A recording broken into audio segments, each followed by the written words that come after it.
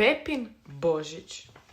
George, dođi, vidi, pojeli smo sve čokoladice iz božićnog kalendara. Znaš li što to znači? A što? To znači da je danas napokon Božić. Brzo, moramo ići otvoriti poklone.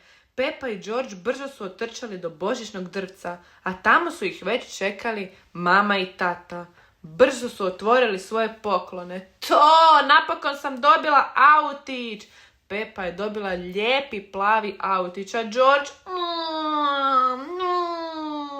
hura, dobio sam avion. No, oni su se malo i zanesli, a tata ih podsjeća da uvijek moraju biti oprezni kad se igraju. A onda, Pepa se previše uzbudila, ispotaknula se i pala na svoju ruku. Jako me boli. A George je bio jako zabrinut. No, srećom, mama je znala koga treba pozvati. Odmah su nazvali doktora Smeđe Medića. I mama je odmah sve objasnila doktoru, a on je rekao da odmah stiže. I tako je ubrzo pozvonio na njihova vrata. Din don! Doktor Smeđe Medić je stigao.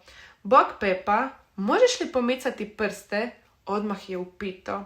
Vrlo dobro, to možeš, ali za svaki slučaj ja mislim da je najbolje da otiđemo do bolnice, da oni to malo poslikaju. I tako kada su došli u bolnicu, Pepa je odmah prepoznala gospođicu Zečicu. Ona je njihova medicinska sestra. Pepa je pogledala oko sebe i vidjela da je ovdje pravi božićni duh u ovoj bolnici.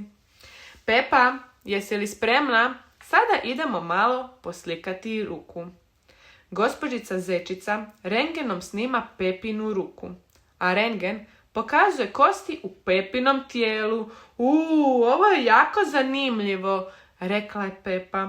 I dobro je što rentgen pokazuje da je s tebi sve u redu.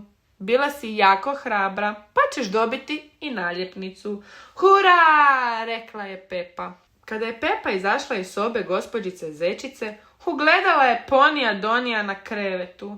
Poni, što se desilo? Poni Doni njoj sve objasnio. Udario je nogu i on je dobio naljepnicu, ali izgledao je tužno. Pa, tužan sam jer sam mislio da Djed Mraz dolazi u bolnice. Pepa se sva zaprepastila. Jel to znači da Doni nije dobio poklon za Božić? Pepa je odmah išla ispitati Zečicu. Ali tada Pepa i Doni začuju glas iz hodnika. Je li ovdje netko mene čeka? Napokon sam stigao. Pa to je Djed Mraz. I donio sam poklone svoj dječici u bolnici. I jedan za Donija. Jej! Ipak Doni nije ostao bez svog poklona. Hvala Djeda Mraze. Pitam se što sam to dobio. I brzo je otvorio svoj poklon i ugledao je brodić. Ovo mi se baš sviđa. Baš mi je drago. I oprosti što sam malo kasnio. Ja sam ti naime zapeo u jednom dimnjaku.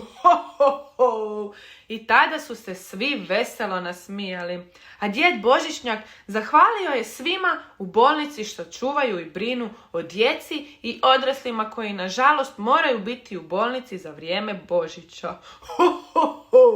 Sretan Božić svima i čuvajte se.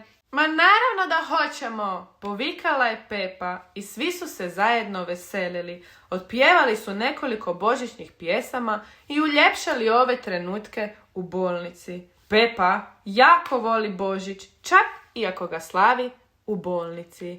Jer nije bitno gdje ga slavimo, nego kako. Zato uživajte i ovog Božića. Čiča miča, gotova je priča. Sretan